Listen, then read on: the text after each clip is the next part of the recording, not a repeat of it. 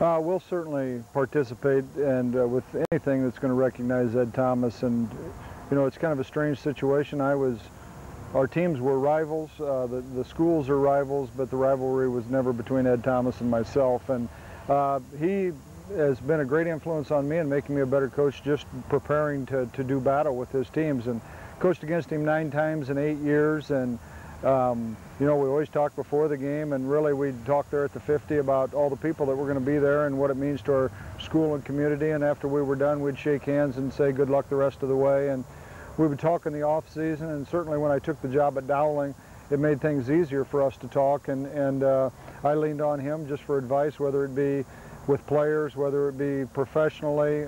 Talked to him every so often. I've got 2 of his former players on my coaching staff, which kind of tells what I think of his program and him personally. And really their interviews consisted of me talking to Coach Thomas, and he'd say I'd hire him a minute if they lived around here, and then the deal was done. So Ed influenced me like he did, you know, hundreds of thousands of coaches really in Iowa and the Midwest. And you know, people talk about his accolades and what he was able to do as a coach, and it's been mentioned, you know, he's a better man, and that was absolutely true. I don't know of many better people than what Ed Thomas was, and certainly is a tragedy.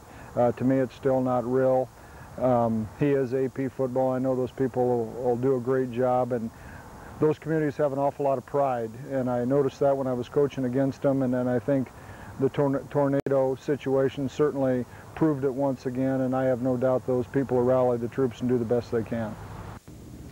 Tom Wilson commenting on the passing of Afflington-Parkersburg head coach Ed Thomas, and of course in Class 1A is where Afflington-Parkersburg is. And Dave, for this team, this school, this program, they've been through a lot the last 2 years, and you've been behind the scenes filming it, and I know that well, the passing of Ed Thomas shocked everybody, but including yourself, who had a hands-on feel with that whole program.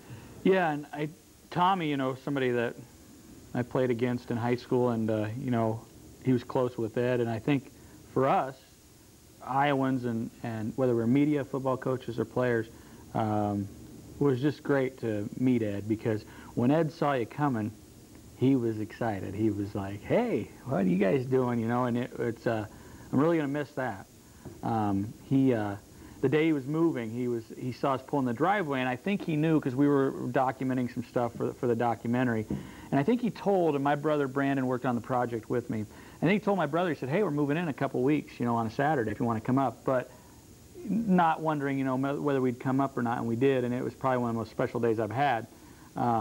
So I just have to be honest, I'm really gonna miss him, miss seeing him, and miss talking to him, because the great thing about high school athletics and sports is that one-on-one relationship. I think that athletes, no matter what's going on in their world, or other coaches, when you get ready to go to practice or you get ready to meet with that team, that coach is like making that influence on you. "Hey, how you doing? You ready to go? You ready?" You know, and then they'll demand a lot out of you.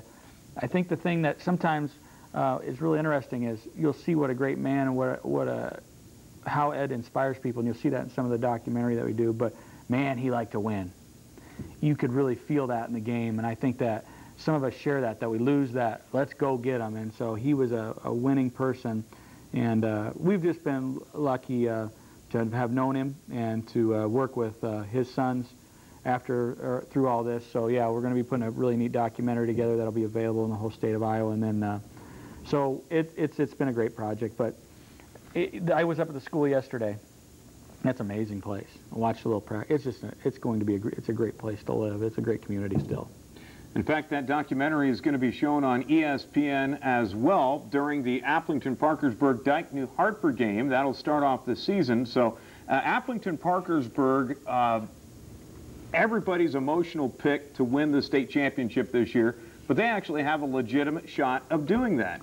Yeah, and I got a little note here for you, because I was up there yesterday. Their best player on their football team is probably Jordan Simon. I know that Alex Hornbuckle is, I think they didn't know what they had with Alex Hornbuckle. He was phenomenal. He really came on last year and really helped lead that team on their charge. But Jordan Simon, one of those kids that, he's a great kid. When that tornado came in town, he got in his car and he outdrove it, even though it was kind of, I mean, it's an amazing story if you ever get a chance to hear it. But he was out fishing the other day and almost chopped the heel of his foot off. He's going to be out 6 to 7 weeks. maybe one of the best two-way players in the entire state in any class. But BJ, with those expanded playoffs, he'll be pretty mean and lean and healthy.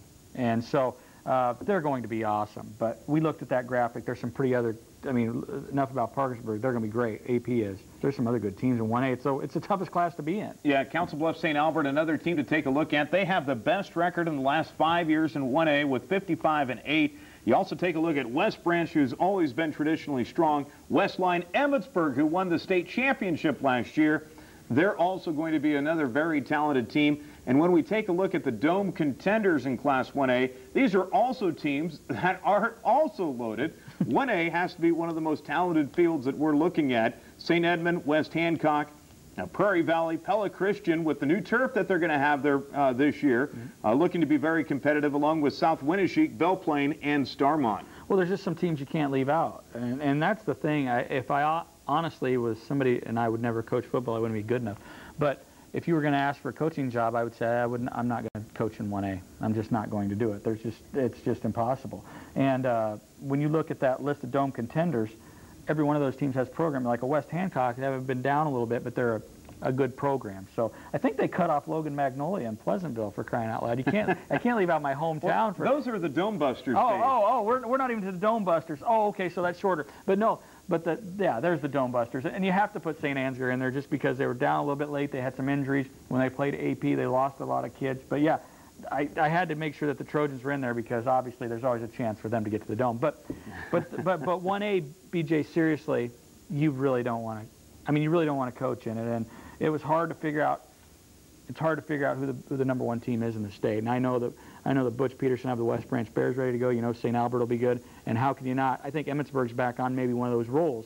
As we get deeper in the playoffs, those teams will be there.